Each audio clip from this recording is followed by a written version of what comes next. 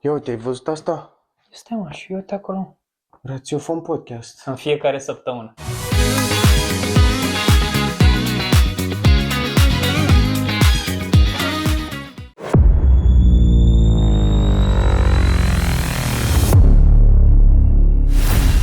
Pentru mine, în continuare, cred că este o decizie foarte, foarte proastă. Cred totuși că CCR-ul putea să abordeze diferit situația, dar nu mai poți să vii să ții că fură, că face, că drege, când tu ai acces să ceri acea informație. Urmărește TVA-urile în Excel. Ori. Dar dacă vor continua cu acest conflict, parcă își doresc mai mult decât acele 4 zone buffer să pună practic între ucrainieni și ruși. Te salut, Broschi, ce faci? Salut, Broschi. Bine, foarte bine. Tu ce faci? Bine. Bine fac, uite, încă o săptămână, încă un scandal, nu-i așa, în România? Pentru că nu putem trăi fără scandal. Oh shit, here we go again. Adevărat, apele nu pot fi liniștite niciodată la noi. Pe de altă parte, asta ne aduce împreună de fiecare dată. Aș vrea să vorbim astăzi despre niște lucruri presante așa pentru societatea civilă. Știm cu toții, pe 29 mai a avut loc decizia CCR cu privire la declarația de avere a politicienilor și acest murmur al societății după ce s-a aflat vestea aceasta. Decizia este una definitivă și obligatorie în momentul de față și poate fi schimbată doar dacă va fi o schimbare în Parlament. În legislație, în legislație și cu siguranță toate aceste lucruri vor avea un impact, să zicem, în următoarele săptămâni. Spune-mi ce crezi despre treaba asta. Nu pot decât să spun că într-adevăr e o decizie controversată, dar nu sunt atât de panicat pe cât îi văd pe alții că sunt. Pentru că CCR-ul nu a spus că nu mai faceți declarații de avere, nu a mers pe premisa asta, în schimb este vorba strict despre accesul publicului la aceste declarații de avere. Și bineînțeles faptul că nu mai e necesar să treacă ce dețin copiii, soții, etc., rudele apropiate în declarațiile de avere. Și totuși nu ți se pare o problemă acest lucru în condițiile în care știm cu toții clasa politică a avut foarte multe probleme sau a avut foarte multe lucruri de suferit în ultimul an, în care încrederea a scăzut drastic? Și cred că, ții minte, vorbeam de acele victorii pe care ar trebui să le aibă politicienii români în frunte conduși de către Nicușor Dan și totuși vine această decizie din partea unor instituții care ar trebui să aducă și mai multă credibilitate. Dacă stăm să ne uităm, acum 6 luni, în momentul în care au practic anulat alegerile din turul tăi, avându-l câștigător pe Călin Georgescu, tot CCR-ul a fost în prim plan. Ei bine, acum vin cu această decizie care este controversată de asemenea și foarte mulți oameni din spațiul politic au contestat acest lucru. Aș vrea să urmărim împreună mai întâi un filmuleț cu președintele României, Nicușor Dan, și reacția pe care a avut-o el și aș vrea după aceea să-mi spui și tu ce crezi despre asta. Hai să ne uităm. Desigur că îmi fac declarația de avere. Decizia CCR se referă la accesul publicului la declarația de avere. M-a surprins, probabil că sunt niște chestiuni care țin de accesul la date personale. Trebuie ca CCR-ul să redacteze repede și Parlamentul să modifice legea astfel încât cetățenii să aibă acces. Dar de ce credeți că a venit după 20 și ceva de ani o astfel de decizie? Nu cunosc. Când a fost? Când a fost făcută sesizarea? Asta e lucrul pe care nu-l cunosc. Declarația dumneavoastră va fi expusă publicului? Dacă legea interzice anii să publice, o să o public pe pagina președinției. Nu e o problemă. Bun. Ce părere ai? Da, exact cum mă așteptam, nici Nicușor nu pare foarte impacientat de această decizie. Exact cum mă gândeam și eu, are legătură foarte mult cu faptul că oamenii nu mai au acces să vadă acele declarații de avere, dar pare că Inclusiv Nicușor și alți politicieni au văzut necesitatea transparenței și de asta vor alege să publice pe paginile lor declarațiile de avere. Aici intervine o discuție. Va fi legal ce fac ei sau nu va fi legal? Depinde foarte mult de felul cum va fi redactată decizia CCR și cum vor motiva această decizie, pentru că acum avem doar firimituri. Nu putem să tragem o concluzie strict pe baza a ceea ce au decizionat judecătorii din cadrul CCR. În schimb, văd o problemă majoră faptul că publicațiile și jurnaliștii în general nu vor mai putea să ancheteze la fel de bine politicienii care se ocupă cu mișmașuri, ca să le zic așa. Foarte bine punctat. Așa este. Pentru că aceste declarații, într-adevăr, stăteau ca bază, ca fundație vis-a-vis de respectivele anchete făcute atât de multe ori, în atâția ani. Adică întotdeauna a existat, unde a fost prins un politician cu mâța în sac, a existat și o declarație de avere care cumva contracara situația actuală a respectivului pe care o prezenta el publicului. Asta odată, plus accentuarea acelei practici care era deja făcută de anumiți politicieni, în care divorțau de soțiile lor, puneau toată averea acolo și după aceea, evident, pe declarația lor de avere nu mai exista nimic. Eu aș avea două puncte, sau mă rog, două perspective pe care aș vrea să le prezint. Pe de o parte, Nicușor Dan, îi salut această ieșire, a fost una fermă, este vizibil iritat, într-adevăr. Pe de o parte, tu spui că nu este impacientat, dar este iritat. Se vede că nu este un lucru pe care societatea civilă voia să-l audă în acest moment. Sunt niște probleme care te împing pe tine, românul, adică cel care urmărește la televizor, își pune niște întrebări. Eu, unul cel puțin, mi-am pus o întrebare, prima mea întrebare pe care mi-am pus-o în momentul în care am văzut acest lucru a fost: la ce naiba se gândesc ăștia? Și probabil că asta a fost și cel care, mă rog, tocmai ce a votat în urmă cu 2 săptămâni viitorul președinte, pentru că nu trebuie să uităm un lucru. Chit că Nicușor Dan este președintele României, 49% dintre votanți au votat cu totul altceva. Și ceea ce se întâmplă în acest moment nu este un marș al unității, adică toate aceste decizii care au avut loc în ultima săptămână. Și oamenii ăștia abia așteaptă un motiv pentru care să dea practic vina din nou pe administrația Nicușor Dan și oameni care fac parte din această administrație. Primul lucru pe care l-am făcut în momentul în care am auzit de această decizie a fost să mă urc adică m-am uitat pe TikTok. În comentarii, evident, probabil 90% dintre aceste comentarii în continuare sunt niște boți. Dar foarte mulți oameni au început deja să dea vina pe administrație și că se fac aceste mișmașuri care duc foarte, foarte mult la creșterea gradului de neîncredere.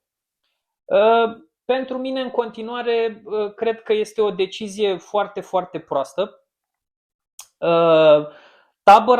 Tabăra celor care l-au votat pe Nicușor Dan vor urmări probabil în continuare cum va decurge acest caz, dar cu siguranță, știu eu, va fi nevoie de o clarificare. Adică președintele CCR, Marian Enache, are de dat de niște explicații, părerea mea, în momentul de față. No. Da, eu cred totuși că înainte să începem o vânătoare de fantome ar trebui să așteptăm totuși motivarea deciziei, ca să vedem care au fost motivele care au dus la această concluzie că legea este neconstituțională. Pentru că, într-adevăr, pe o anumită parte poți discuta despre invadarea vieții private. Da, tocmai asta, scuză-mă un pic și te întrerup aici. În 2014 tocmai asta au spus, că este nevoie de mai multă transparență. Acum ei se contrazic, adică decizia CCR de atunci, în momentul de față se contrazice. De asta nu are foarte multă credibilitate. Scuză-mă nu e nicio problemă. Eu înțeleg temerile astea, înțeleg de ce există. În schimb, Este o chestie bună pentru că intervine și o problemă de GDPR aici, pentru că apar datele personale, pentru că există conceptul de a fi înregistrat ca persoană publică, ca persoană expusă public. Ori nu toate soțiile, nu toți copiii, nu toți soții sunt înregistrați ca fiind persoane publice. Acolo intervine GDPR-ul, unde intervine un element de nelegalitate în ceea ce privește expunerea datelor lor personale. Persoanele expuse public și-au asumat by all means să facă chestia asta. În schimb, cred totuși că CCR-ul putea să abordeze diferit situația și aici o să iau un exemplu dintr-o altă țară de pe continentul Europei, unde, deși deciziile sunt publice, informațiile personale sunt blurate. Se știe cine este persoana publică în cauză, Corect. dar nu ai datele personale. Asta este cu totul altceva. Asta este atâta timp. Presupun că toată lumea știe probabil cine este soția lui Nicu Șordan. Deja am aflat lucrurile astea. Dacă vrei să blurezi numele, este cu totul altceva. Dar nu blura averea, între ghilimele. Într-adevăr, da. Adică este o practică cunoscută, nu poți să-mi spui tu mie că nu poți să-i dai unui copil un cont și să-l pui pe nu știu ce țară, știu eu, străină și după aceea la declarația de avere ți apare că ai un singur cont, pe când acel copil poate mai are încă două pe lângă sau ceva. Trebuie să existe o astfel de transparență. Nu ai cum să ajungi să eviți toate aceste lucruri, părerea mea. Da, acum, dar vezi, aleg totuși să privesc partea plină a paharului. Da. Și să cred că aici vom vedea cu adevărat încrederea pe care ne oferă și politicienii. Pentru că dacă avem 1000 de politicieni care vor proceda la fel ca Nicușor și își vor publica declarațiile pe paginile proprii, atunci e un lucru bun. Denotă că ne îndreptăm în direcția bună, indiferent că CCR-ul a greșit sau n-a greșit. Denotă un return on investment al încrederii către administrația curentă. Cu siguranță. Acum este, știi cum e, Nicu Șordan vine cu această putere a exemplului, lucru care a dispărut în ultima perioadă. Știi, foarte multă lume îl considera acest om, știu eu, tăcut, fără niciun fel de părere și totuși, uite, vezi, demonstrează de fiecare dată. Noi facem aici campanie electorală, dar cu siguranță omul ăsta știe ce face. Știi, chiar îl urmăream, săracul, deci la ora 8-9 dimineața vin toți jurnaliștii aceia peste el. E așa de lucid la prima oră, de-abia s-a spălat omul pe dinți și totuși, uite, vezi ce fel de declarații dă.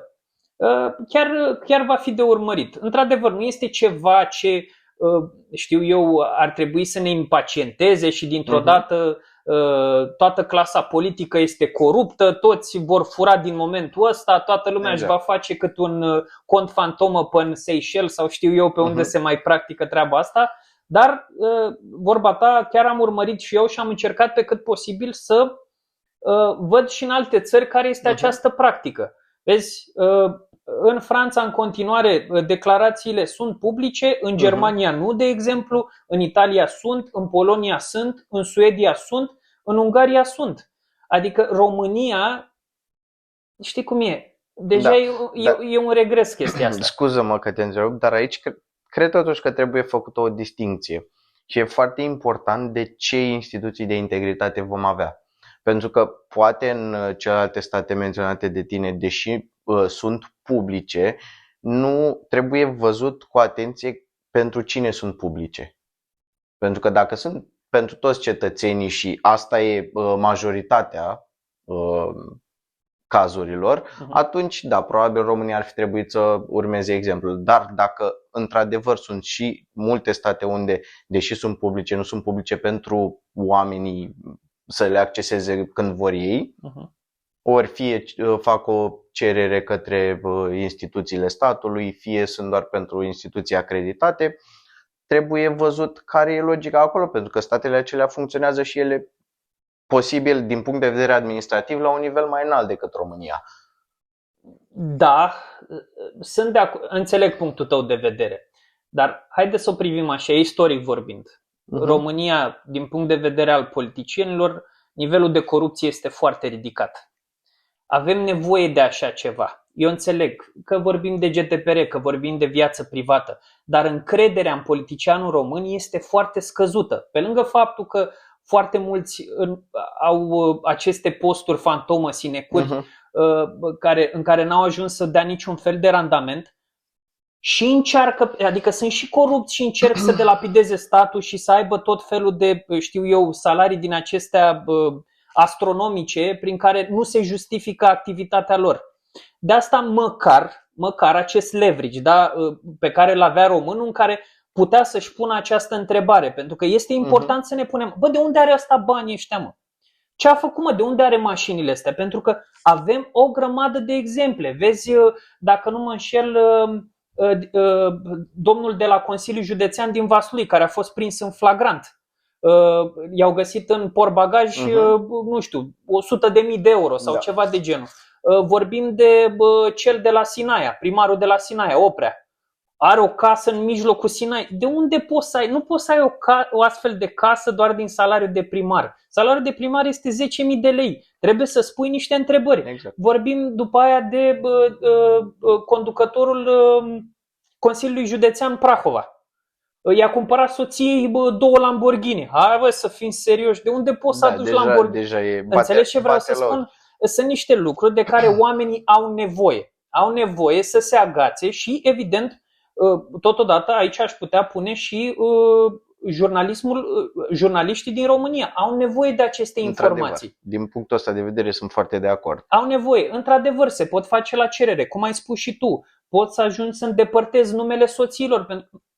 Pe mulți nu neapărat soțiile interesează, dar evident, în momentul în care vezi că acel politician, cum ți-am zis, are 2-3 mașini, 2-3 case, nici nu vreau să-l dau exemplu pe marele nostru primar din Constanța, Mazăre, această somitate, ai nevoie să ai acces la aceste lucruri. De asta, și este vorba doar de credibilitate. Da. GDPR-ul este pe planul 2, părerea mea. GDPR-ul total de acord. de față este pe Dar planul acum, 2. Ca să fiu și avocatul părții celelalte. Avocatul diavolului, da. Realistic vorbind, tu personal, câte declarații de avere ai căutat și ai downloadat în ultimii 5 ani, să zic? Personal? Da. Cred că 2. Exact. Adică și cât de scandalizat ai fost și ce s-a întâmplat în urma scandalizării?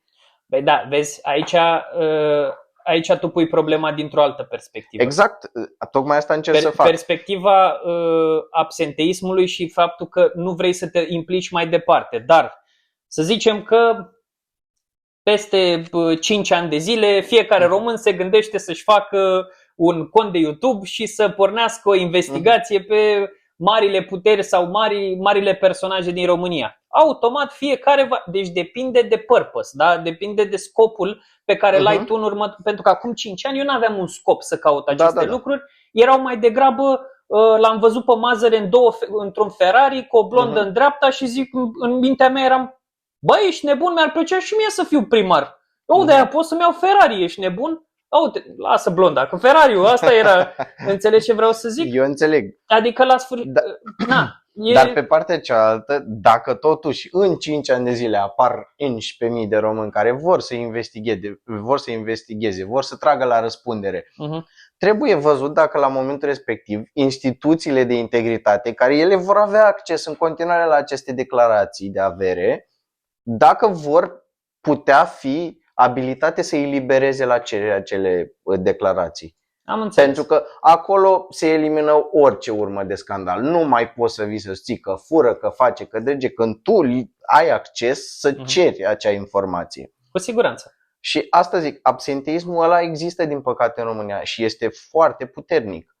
Ori scandalizarea asta bruscă și panica asta masivă că vai ne fură de tot, nu cred că și are rost în punctul ăsta.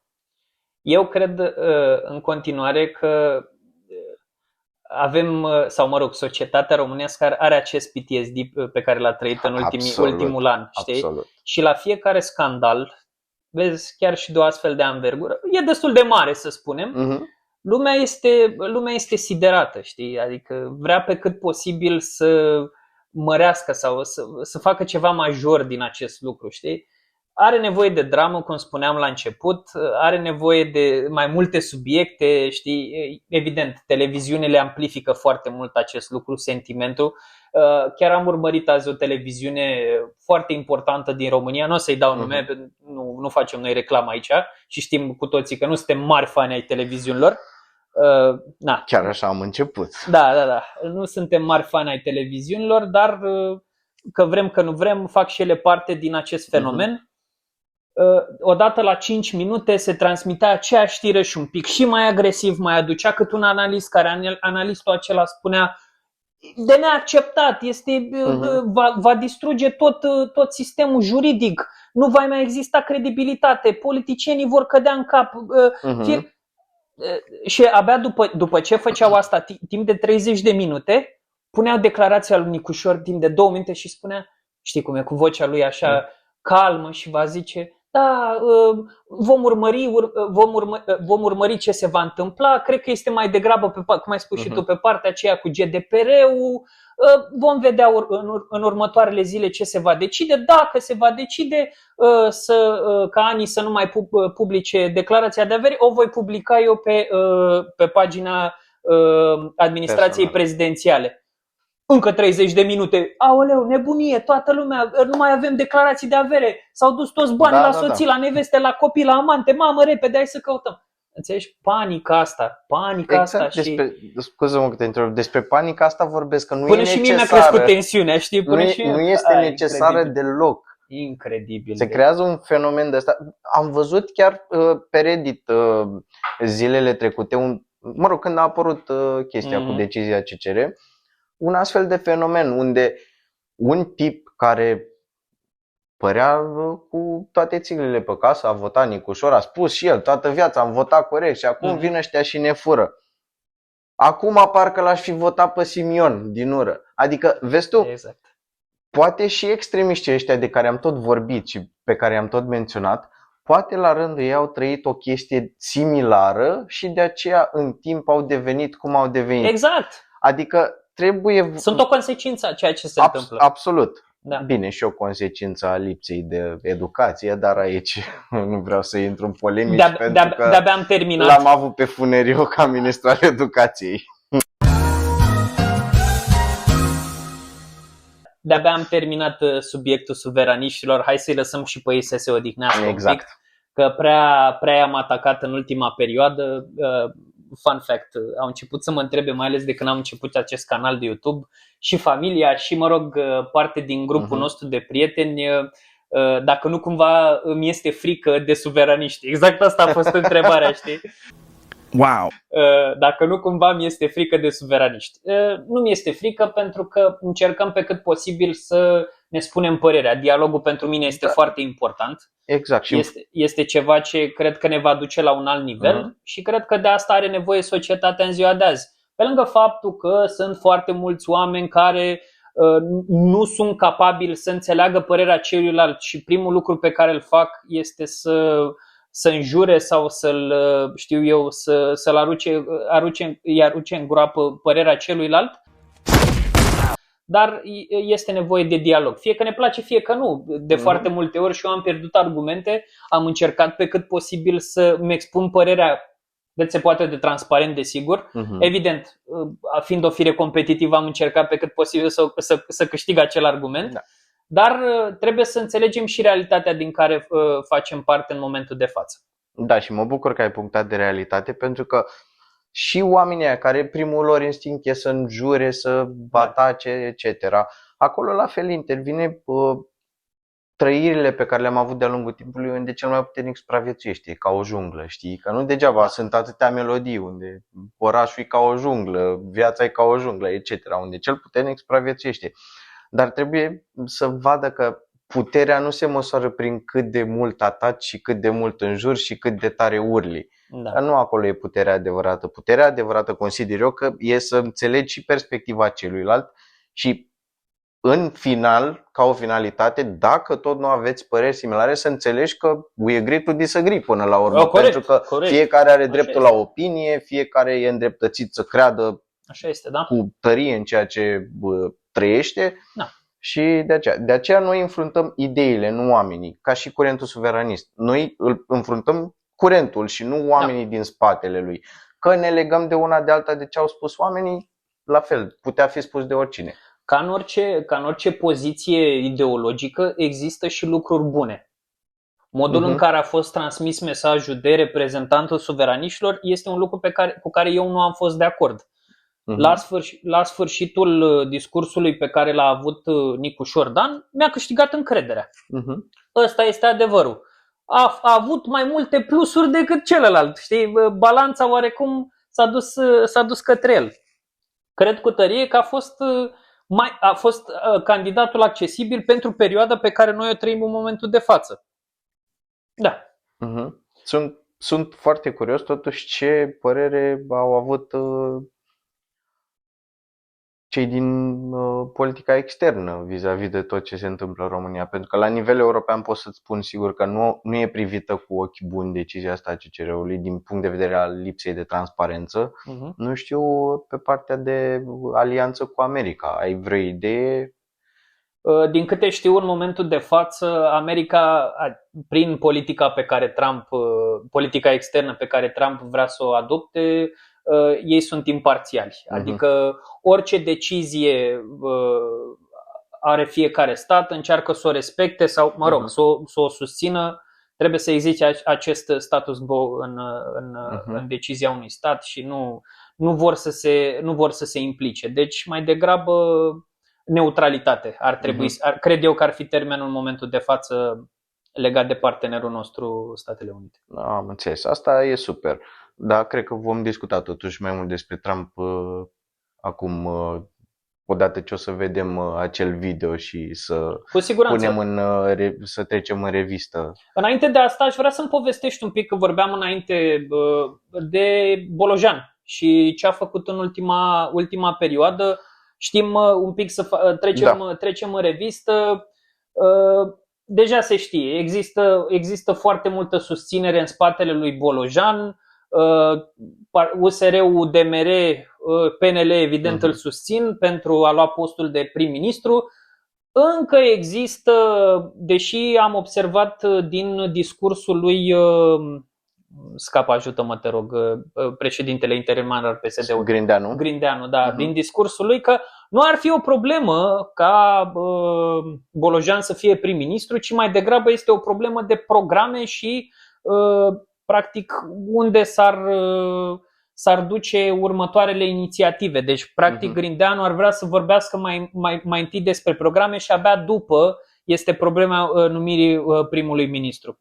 Spune-mi, te rog, ce a făcut Grindeanu în ultima perioadă? Bolojan, scuze-mă. Da, nicio problemă. Da, mi-a plăcut foarte mult ideea asta a lui.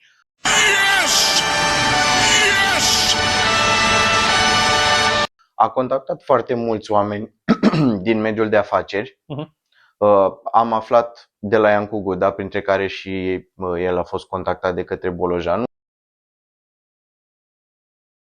unde i s-a solicitat o întâlnire fără presă, doar ei doi, pentru a discuta de problemele sociale, economice curente ale României și cum ar putea rezolva din punct de vedere al antreprenoriatului aceste probleme. Un expert în spațiul economic al investițiilor, îl cunosc pe acest Iancu Guda, ok? Și au avut o discuție, din ce spunea Guda în postarea lui, foarte benefică de altfel. Au atins foarte multe puncte, de la absorbții de investiții până la cum poți stimula tineretul în antreprenoriat. Reducerea cheltuielilor, presupun, în agenda. Da? Principalele puncte exprimate de Bolojan, adică ideile lui principale, au fost că un prim pas este reducerea drastică a cheltuielilor în România, pentru că ăsta este punctul cel mai dureros. Da. Se estimează undeva la 60% din PIB până în 2026, ceea ce este enorm în materie de cheltuieli. Trebuie tăiate masiv cheltuielile. Apoi, punctul 2, ceea ce e foarte interesant, ce a punctat Bolojan, a fost că trebuie să eficientizeze colectarea taxelor curente Știm cu toții chestia cu TVA-ul, ANAF-ul, nu știu dacă ești la curent, dar Te rog, spune-ne și pentru cei care ne urmăresc. și nu știu cât de real este asta, ar trebui totuși verificat cu cineva din cadrul ANAF, dar foarte mulți oameni cu care am relaționat pe partea asta financiară mi-au menționat că ANAF-ul urmărește TVA-urile în Excel.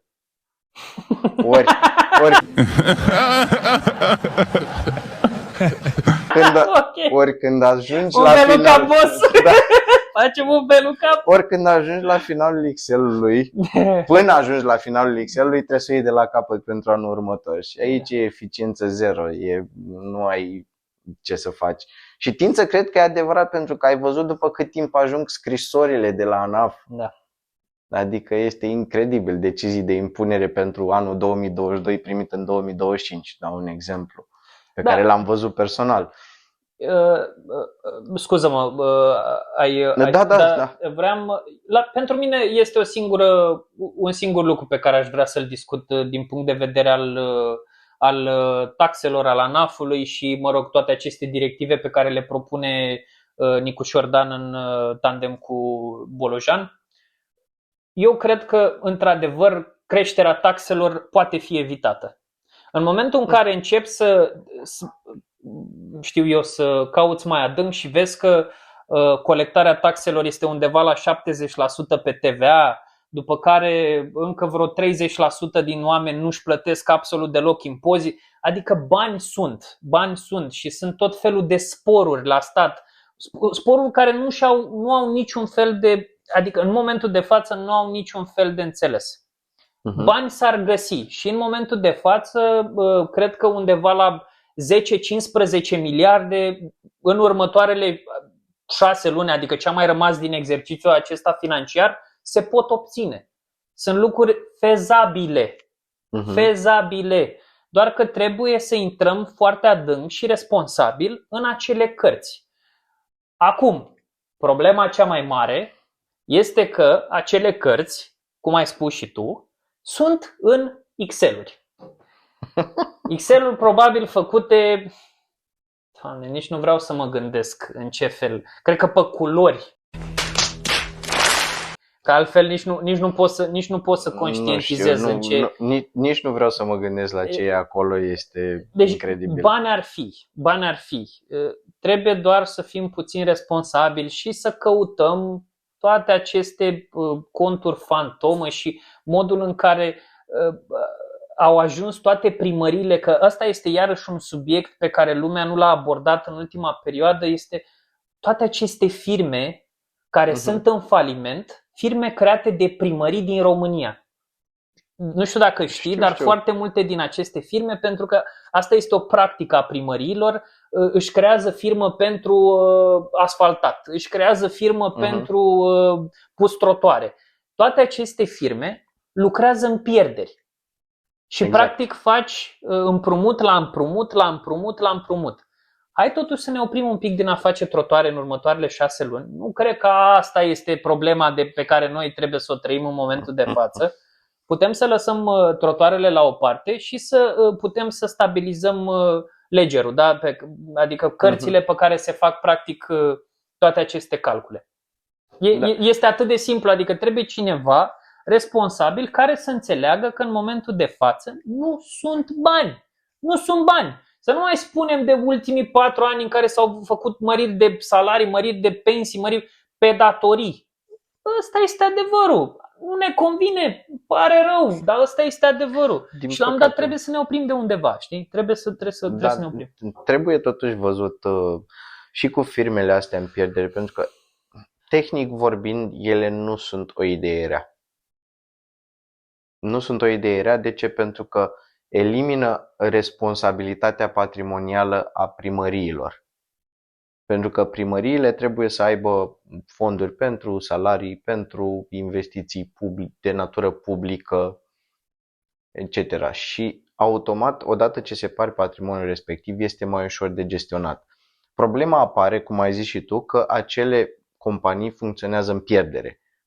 Ori, și aici poate o să mă certe cineva, nu știu, nu-mi pasă, dar acele companii funcționează în pierdere tocmai pentru a nu putea fi date în judecată. Da, aici este în domeniul tău, poate tu poți să ne spui mai multe din punct de vedere juridic, care sunt tacticile acestor Pentru că companiile primării. respective, dacă au datorie, nu plătesc taxe, Mhm. nu plătești taxe pe datorii. Ce taxe plătești pe datorii? Nu Corect, faci profit? Da, nu trebuie, aici încerc adică să-mi spui tu, te rog, nu trebuie totuși să fii în insolvență sau trebuie să ai anumit statut în așa fel încât să nu-ți plătești? Păi nu, aici depinde, pentru că dacă tu totuși faci un modicum de profit, ai venituri, dar nu ți acoperă cheltuielile curente, Deci ești atunci într-un deficit ești într-un deficit. Okay. Deficitul ăla nu atrage instant procedura insolvenței. Nu poți să-ți plătești furnizorii pentru o perioadă mai mare de 90 de zile. Cineva trebuie să facă o plângere pentru a deschide procedura de insolvență. Automat este de durată. Și ai văzut și tu că odată ce se creează o firmă de asta de către primării, nu dispare instant, adică și-a terminat treaba, ești în pierdere și a dispărut. Nu, trece o anumită perioadă, trece în neființă ușor, așa, liniștit, au oarecare perioadă de adormire. O perioadă de tranziție. Exact, mă rog, tranziție, multe tranziții se fac în buzunarul primăriilor, dar asta e altă discuție total. Înainte de a trece la următorul subiect, o mică concluzie, chiar, nu știu, pentru mine, în continuare, Nicușor Dan pare să fie alegerea corectă. Adică chiar în ultimele 3 sau 4 zile, toate aceste întâlniri constante pe care le-a avut atât cu partidele cât și cu mediul privat, am văzut imaginile acelea cu Șucu, care este chiar și patronul echipei de fotbal Rapid. Nu știu, cum ai spus sau cum a făcut și Bolojan, știi, s-a întâlnit cu personalități din mediul economic, personalități care au foarte multe cunoștințe și experiență și totuși, vezi, le-au cerut în continuare părerea și încearcă oarecum să colaboreze, lucru pe care pentru mine ăsta începe să arate a muncă în echipă. Într-adevăr, da, așa este, dar este ceva de apreciat. Suntem și adânc foarte în groapă. Suntem, da. Și sunt cumva puși la zi. Cuțitul la os, se simte acest lucru, adică, și e nevoie să facă lucrurile astea. Până și Bolojan, care, deși e de părere că se poate ieși din deficitul ăsta masiv, spune totuși că urmează o perioadă grea. Da. Exact cum am menționat și noi în episoadele trecute. Adică, vorba ta atunci, cine se așteaptă ca, inclusiv cu Nicușor Dan, să urmeze o perioadă de prosperitate, se înșeală amarnic. Țara noastră este într-o situație dificilă și acum ne vom da testul de anduranță și de respect pentru cetățenii țării noastre. Nu, momentan de prosperitate nici nu este vorba. Revenim imediat să vorbim și pe partea cealaltă de politică externă. Spuneți-ne în comentarii ce părere aveți de partea aceasta cu decizia CCR și Bolojan. Bun, am revenit. Hai să vorbim un pic și de Trump. Să urmărim mai întâi video cu Trump și reacția lui față de Putin și după aia comentăm. On Russia and Ukraine as well? Yeah, I'll give you an update. I'm not happy with what Putin's doing. He's killing a lot of people, and I don't know what the hell happened to Putin. I've known him a long time, always gotten along with him, but he's sending rockets into cities and killing people, and I don't like it at all, okay? We're in the middle of talking, and he's shooting rockets into Kiev and other cities. I don't like it at all. President, what do you want to do about that? I'm surprised. I'm very surprised. We'll see what we're going to do. What am I going to tell you? You're the fake news, aren't you? You're totally fake. All right, any other questions? I don't like what Putin is doing, not even a little bit. He's killing people. And something happened to this guy, and I don't like it. Bun. Spune, Broschi, ce părere ai? Măi, sincer, eu cred că este o schimbare la 180 de grade vis-a-vis de tăticul lui Putin, pentru că asta cred eu, că a avut o afiliere cu Putin la un moment dat, poate și din punct de vedere al business-ului și din punct de vedere al conducătorilor de stat. Știm cu toții că sunt zvonurile respective, cum că ar fi fost spion KGB, Trump, că ar fi fost racolat. au oarecare logică, dar nu știu ce să zic încă despre asta. S-a Mă rog, demonstrat că este fake news. Nu există așa că ceva. tot zicea el de fake news în Da, video. asta chiar dintre toate, Trump este multe lucruri, dar încă o dată, cu siguranță nu este spion rus. Adică- Eu o să las totuși o portiță liberă în caz că apar chestii contrare vis-a-vis de asta. Da, știm cu toții Sunt că nu ești mare. Da. Sunt conspiraționist. Da, oricum ție nu prea îți place de Trump. Da, nu sunt fanul lui. Nu pot să zic că nu a făcut chestii, pentru că trebuie să-i dau cezarului ce al cezarului.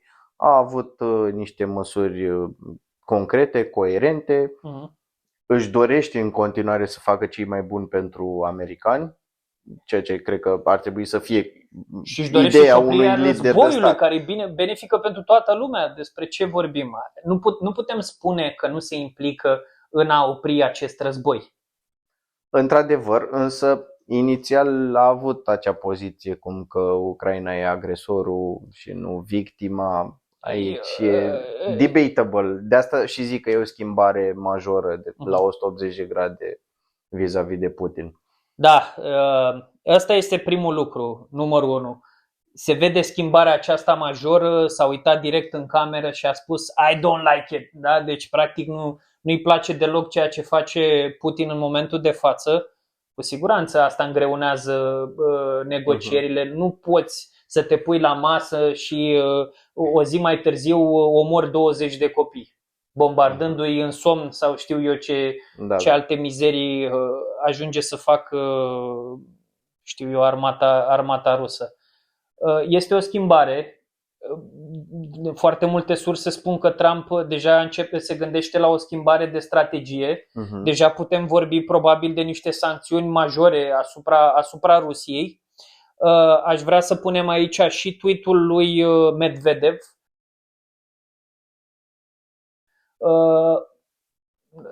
Știi cum e? Medvedev este ca un câine în lesă care este dat, adică îi se dă voie să se ducă câte 20-30 de metri să latre, oarecum să-l pună adică să-l ia la rost pe Trump. În acest tweet el spune că Trump ar trebui să fie mai atent cu cuvintele pe care le folosește asupra lui Putin și să se gândească că există un singur răspuns la acest lucru și acela este al treilea război mondial.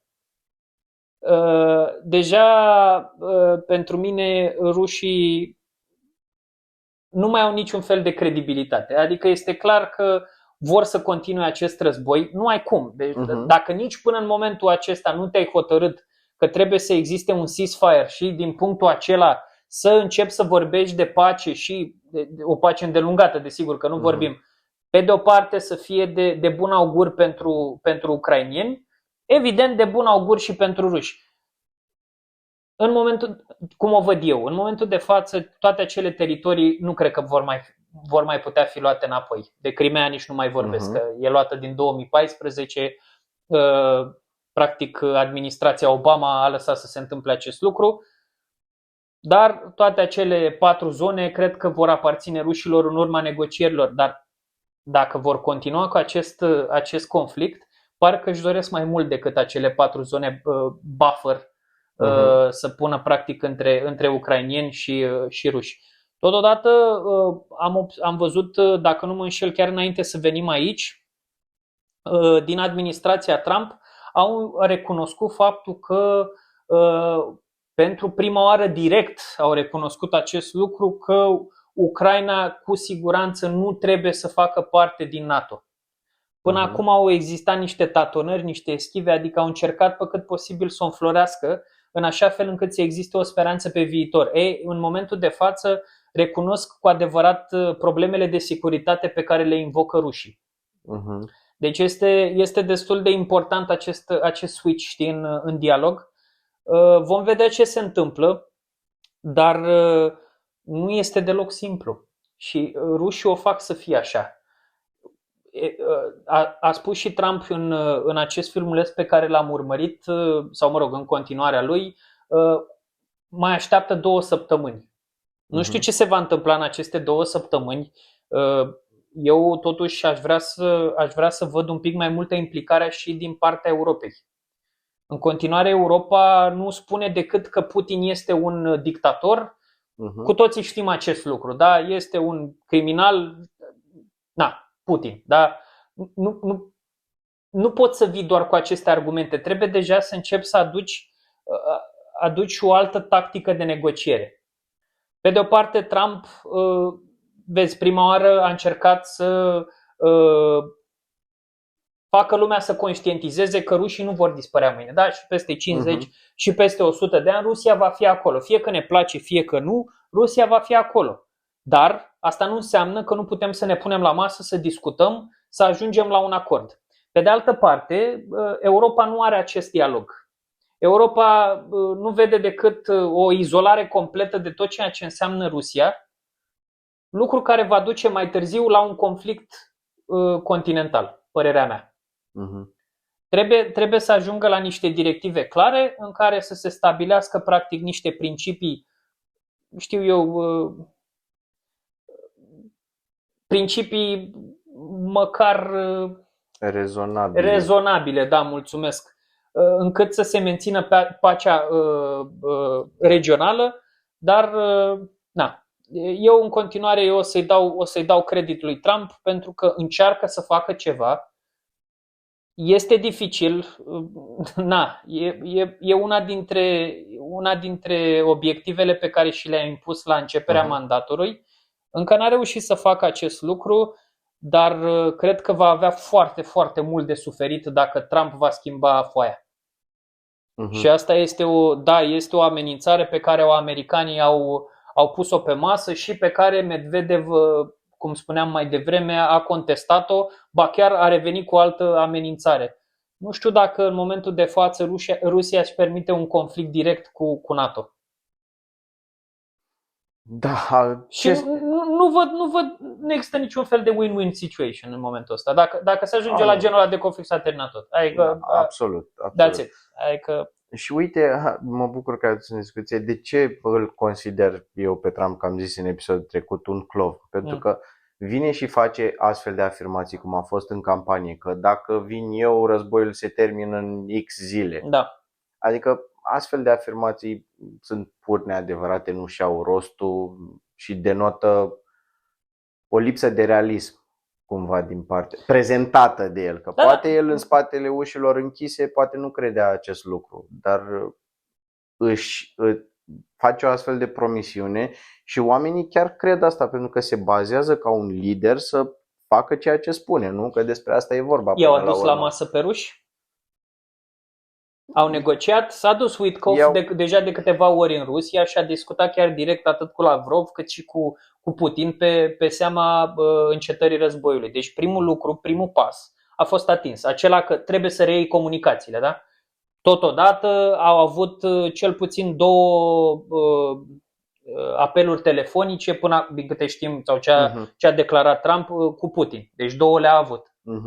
2-3 ore fiecare în care de fiecare dată, bine, știm doar poziția lui Trump, că au fost niște discuții productive în care au vorbit de securitatea regională, au vorbit de istoria celor 2 țări, deci o reîncepere a dialogului este primul pas.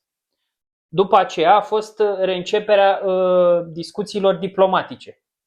Da, știm foarte bine, atât Marco Rubio, da,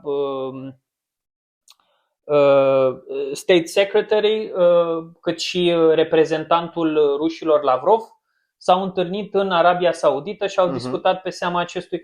Asta vreau să zic. Deci sunt niște, niște puncte care îți aduc speranță. Înțeleg, sunt de acord cu tine aici. Deci sunt total de acord cu tine că a exagerat. Dar nu este un lucru pe care nu-l cunoaștem. Nu este un lucru pentru că este al 2-lea mandat al lui Trump. Asta este tactica lui, așa gestionează el lucrurile, așa gestionează politica în general, se bazează pe foarte multă forță, se bazează pe grandoarea asta pe care o arată el de fiecare dată și poziția pe care o America spune el că ar trebui să o aibă la fiecare masă, mai întâi America și abia după restul țărilor și cred cu tărie că într-un final cred că va reuși. Doar că, asta este un lucru, părerea mea, va apărea în momentul în care se vor impune niște sancțiuni foarte, foarte, foarte mari. Și la ce mă refer în acest lucru? Foarte probabil, dacă va încheia un acord cu Iran, toată regiunea aceea se va liniști și automat, probabil, Iranul va fi introdusă pe piață.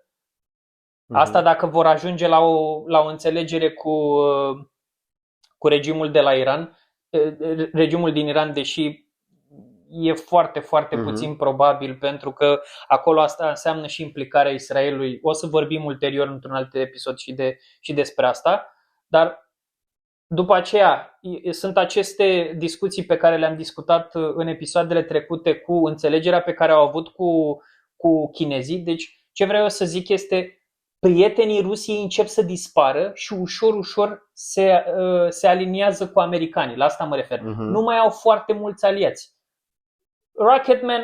Rocketman știm cu toți, vasul lui are alte probleme în momentul de față. Asta vreau să zic, încep să apară actorii care erau aliații Rusiei și cu cât trece timpul, mie mi se pare că timpul mai degrabă este de partea americanilor decât de partea Rusiei. Pentru că în momentul de față, americanii încheie anumite, adică discuțiile lor nu sunt legate doar de Rusia, la asta mă refer.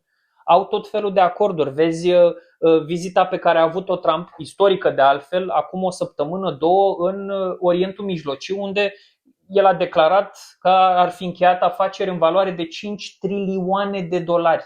5 trilioane de dolari.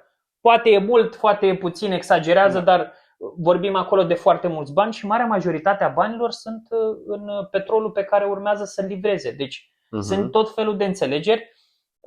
Vedem după aia și ce au reușit să facă și pe parte de AI. Deci sunt tot felul de sectoare în care americanii deja încep să se ducă la un alt nivel, pe când rușii, în momentul de azi, știrile despre Rusia se reflectă doar în războiul pe care l-au cu ucrainienii și este într-un impas deja de vreo 2 ani de zile. Adică linia aceea de vreo 20-30 de kilometri este disputată deja de 2 ani de zile, deci nu este nimic nou.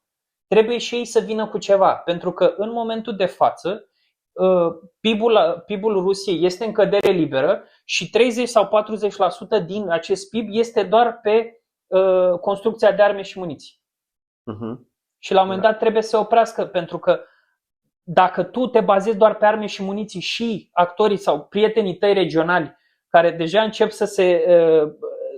încep și ei să conștientizeze, băi, până când vrei totuși să te bați, vor începe să sisteze toate aceste creări de arme și a vinde arme și muniții către Rusia, nu o să mai aibă niciun fel de argument.